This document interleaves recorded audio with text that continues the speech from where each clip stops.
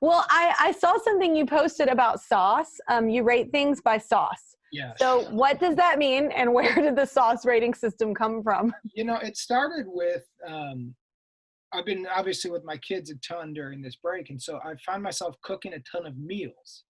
Yeah. And cooking meals for kids is such a thankless gig. Yeah. It's They think you're like a short order cook. I'm like, yeah, I can't just whip that up. So as well as I'll make things. Before I had kids, I just didn't cook very much. So I'll make something that is really solid.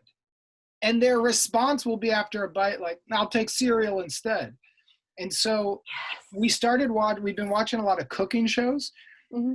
And so my way of getting cooking to work with my kids is, rather than they're themselves, when I present them the food, they're the judges on a cooking show.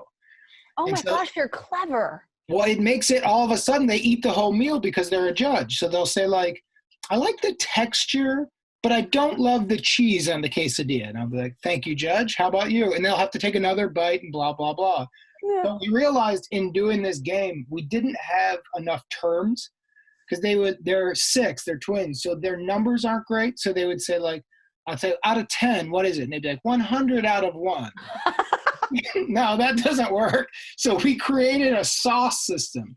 100 out of 1. And so we'd be like, all right, so if you really like something, it's extra sauce. If you don't like it, the sauce was bad.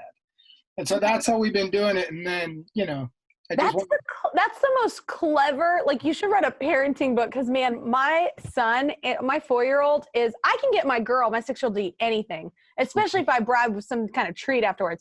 My son will starve. Oh, he will literally look me in the eye and go, nope. It's so tricky. Like, okay.